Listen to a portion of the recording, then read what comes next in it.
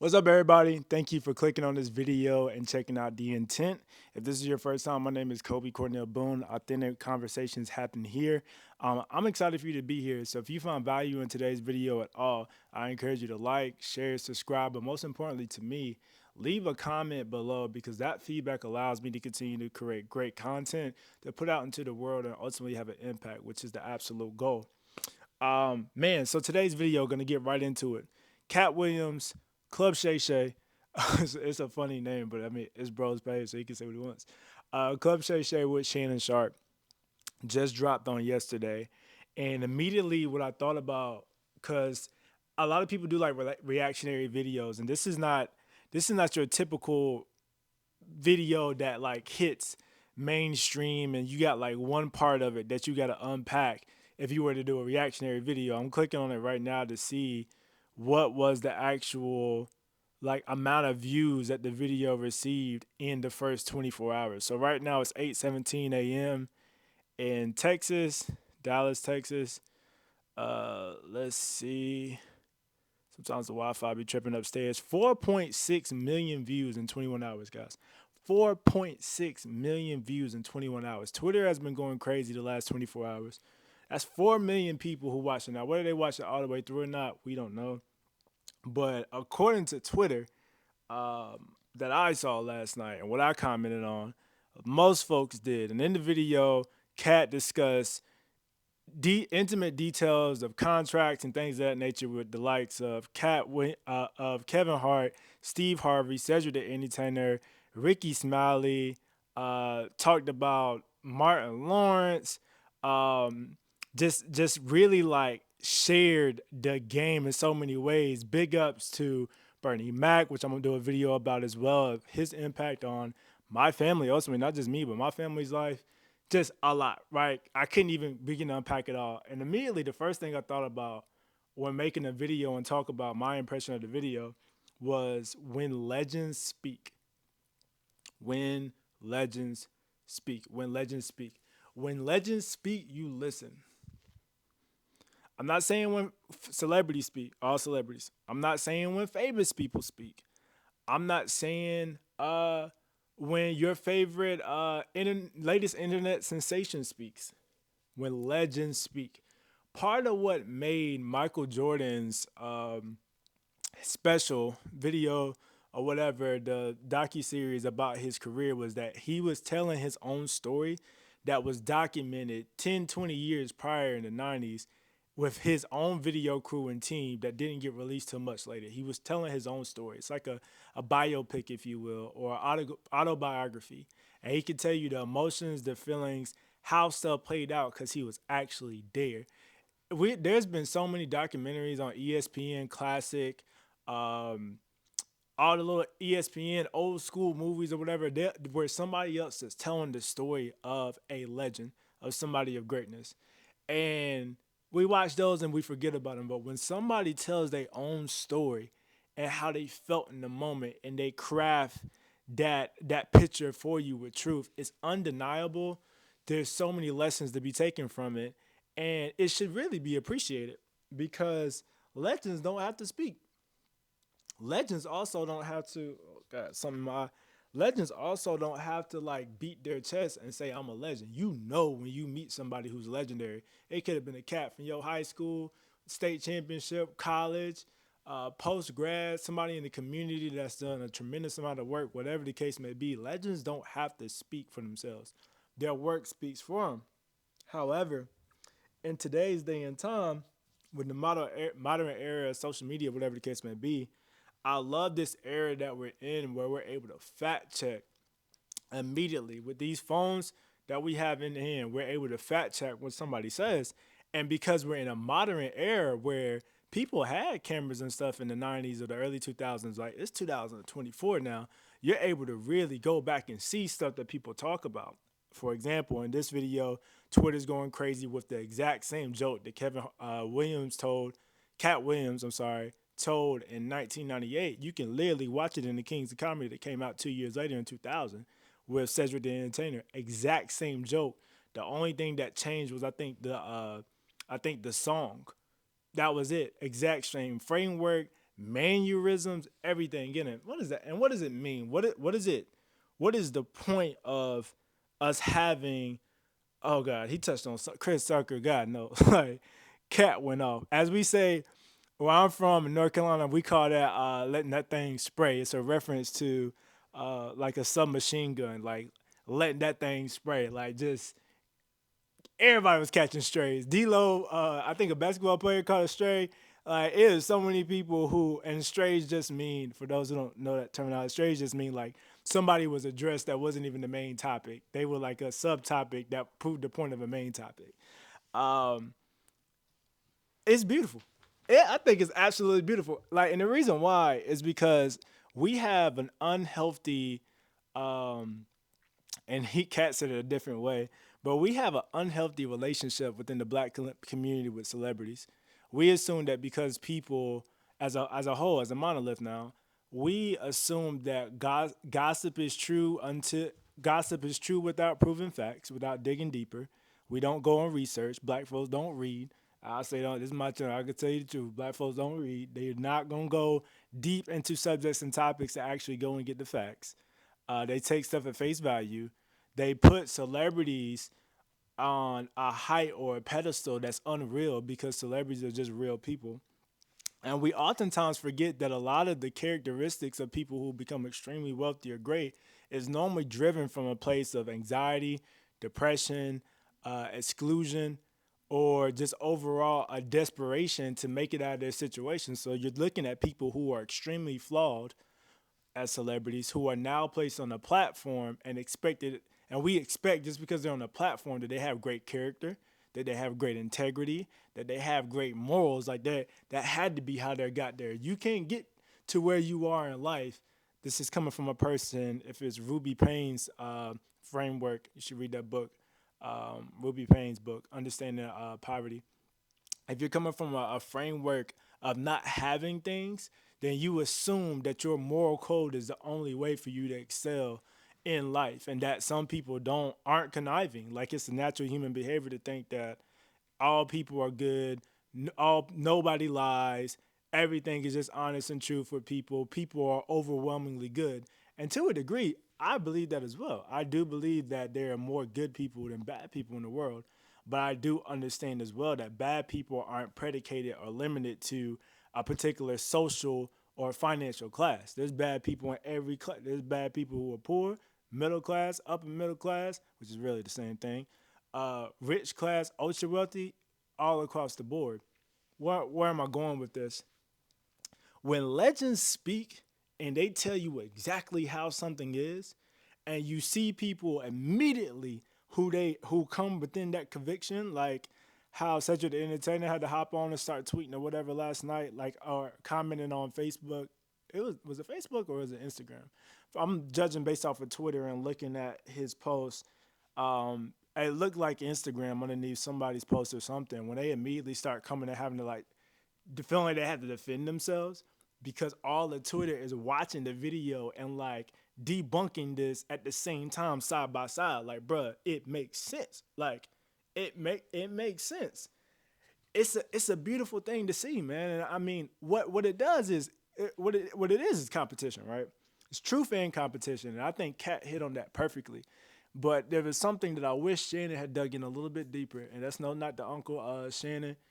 He gonna get better at his journalism. We forget this guy's a Super Bowl winner.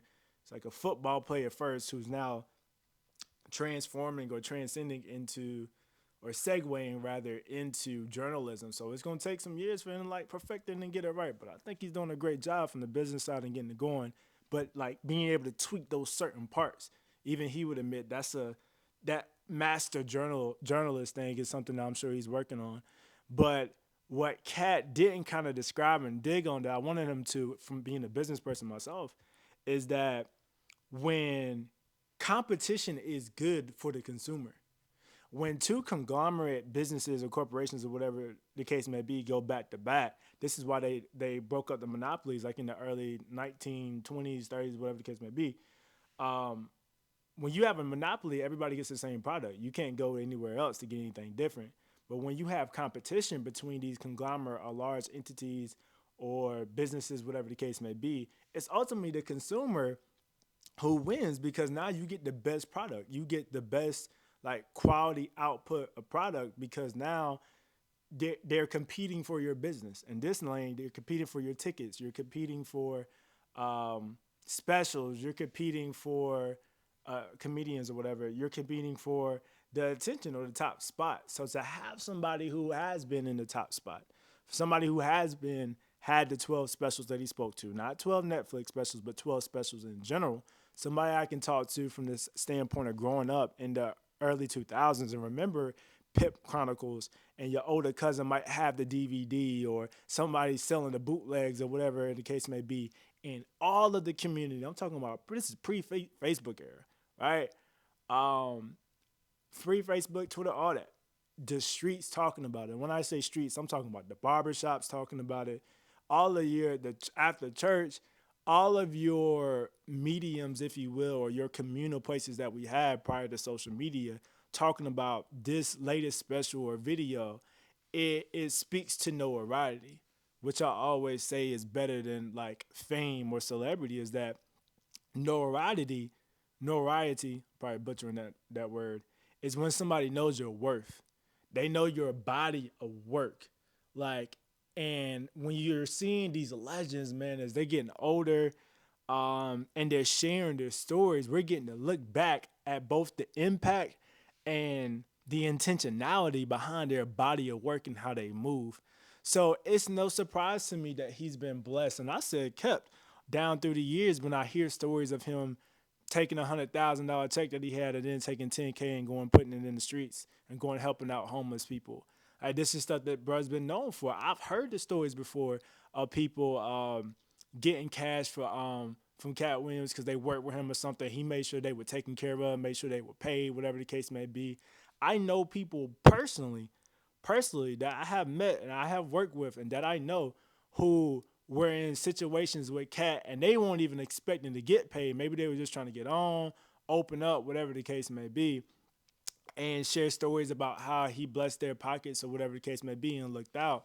When you hear these stories, man, like let's not negate away from character. I think the situation where they talked about as well with the sister who got her star on the Hollywood Walk of Fame and just kind of went over people's heads that he looked out and made sure that that black woman got what her just due. She got her flowers, and it's not predicated on how much money that person has now or whether or not they should get their flowers, but the fact that they did the work as a community, as us, if we really have it, if we really about pushing the agenda forward when it comes to black excellence and celebrating our pioneers and leaders, we should be a part of that. Like imagine if Sidney Poitier or shoot Denzel Washington, or whatever the case may be, couldn't afford their star on the Hollywood Walk of Fame, and nobody stepped up to make sure that they were celebrated and remembered in that way as a result of just not having enough money, right? So I think for me, all in all, as far as my review or reaction, if you will, of the videos, I think it's great for our community. I believe it's a one-two punch. When I look at all the other people he addressed in the video as well, um, I thought that was great. I'm not gonna go through the whole situation. He talked about a lot of stuff in Hollywood, but it's nothing new. Like Katt's been talking like this since 2004 that I remember, and I'm a young bro. I'm in like 2004. I'm in fourth grade, so I'm seeing stuff maybe at an older cousin's house or the videos going into middle school years, whatever the case may be. Like this is a while back, but he's always pushed the grain. Like always pushed the grain, always been a Second Amendment type of guy, always had a huge audience all over, but kind of had that Florida edge to him as well. So I just love to see, and again, I think we should appreciate, especially for my generation. I think we are looking at Twitter. I think people are saying thank you for taking up for Bernie Mac. Thank you for on behalf of Bernie Mac. Rest in peace. Thank you for speaking about the legends like Mark Curry and these other people who have been pioneers and pushed the narrative forward and making sure that our people get their acclaim and get their rightful due, because it's like sometimes we celebrate the people who the industry puts up in front of our face and says you're supposed to like. You're supposed to like this person. This is our person. This is the person we're marketing. We're putting in front of you, their videos, whatever. and they kind of signed their check and whatever they signed to big deals, distribution deals, whatever the case may be. All that stuff, business, right? Cool. But then the people who are owning their own situations, if we really gonna talk ownership, right? Like we really about this ownership, like we say we is post, the marathon era, the push for like everybody in small business or whatever, after 2018. If we really about this ownership, then you realize that the people who are actually hiring, firing, employing the individuals within your community need to be celebrated. If not the same as this group of people who sign deals, all the more because they're actually employing your people. You know what I'm saying? Like, I'm excited about the reactions or just the way that people review this whole interview and where they take it in mind. And I hope what we do is much like the Charleston White video. And let's not forget that Charleston White and Cam Newton had an interview a couple of weeks prior to, right before the end of 2023, that I felt like was an extremely good and eye-opening video. Now, you might have somebody on a totally different side of the spectrum where Charleston White was speaking was really a three punch because I didn't watch the interview, but Umar Johnson. So let's break it down like this. Charleston White Cam Newton interview spoke directly to the issues of the community. There's a point where Charleston looks directly at the camera, and because Cam was talking about his delivery be off, and he was like, my delivery," and then he started going through how our kids can't read, the music they're listening to now, Sexy Red, all these other different things, and was like, "You worried about my delivery, but look at how our community takes when advice is given to them as a grain of salt, when positivity is given to them. When you look at a D1, for example, um, the Christian rapper out of Louisiana that's literally a Harvard student and doing the positivity and work, it's like Charleston was basically saying like, bro, when I was talking like that, and coming full positivity, whatever the case may be, I didn't get no attention. I couldn't have no impact. When I started acting like an ignorant, crazy person, that's when I got the streams of views and finally were able to be invited to platforms like this where I could impact good. But you worried about my delivery. So you got that video. Then you go like Pan Africanist, which is like Dr. Umar Johnson in his interview that came out about midway through 2020, December 2023 as well. That kind of shook up the airwaves on Joe Budden's podcast when he was talking about different systemic issues that happen within our community. And then you go to this video coming into 2024 with Katt Williams literally on the third day of 2024 when there's so many celebrity allegations or weird stuff or whatever going on. What does that mean? I think overall we're waking up. I think overall my generation, millennials, I think people who are willing to fact check, people who are willing to research, people who want the real content, people who are having authentic conversations about where we are as a nation today, who grew up in the early 2000s, born in the 90s, whatever, remember what life was like before social media, remember when our laws were a little bit different, remember when we had more of a conservative country, if you will, more of a conservative country, morals and values were a little different, and see where the panhandle, that's probably not the best word, but see where the handle was kind of swinging and saying like, yo, I don't know where we headed, but it don't look like nothing good. And it's not just my community, and I'm saying just black community, which is a whole conversation and video within itself. But I think as a whole, all of us, black, white, whatever color, right, is looking at the landscape and saying, what does it look like for our children if we don't start addressing some of these issues head on, like what Charleston White was talking about in his interview with Cam Newton from, again, uh, community, fatherlessness, whatever the case may be inside the home, to what Dr. Umar Johnson was talking about when he was speaking more so to like the systemic issues, the laws, the things that we need to be focused on when it comes from an education standpoint, and to holding our celebrities and the people who are supposed to be the spokesperson people of our community accountable, to what they're putting out, and media more so of what I was seeing from the overall take of Katt Williams episode with Shannon Sharpe. So man, again, this video is a little different. It's fresh. Just watched the video yesterday. I wanted to get it out. Not just to get it out there because people are talking about it and for views for YouTube, but also because I still feel so close to the topic. from watching it yesterday as well. And I'm just excited to see these. I'm an adult, man. These are the kind of conversations that need to be had. Some are being had behind closed doors, but it's falling on naked ear, on deaf ear, I think. And I believe now people are starting to really be like, nah, bro, like we want the facts. We want to see a change in our community. So that's all for this video. If you found value in this, or if you like these type of videos or want me to talk about different topics that are like presently taking place or whatever within the community, let me know. Leave a comment below. Until next time, this is the intent. Stay good, people. God bless.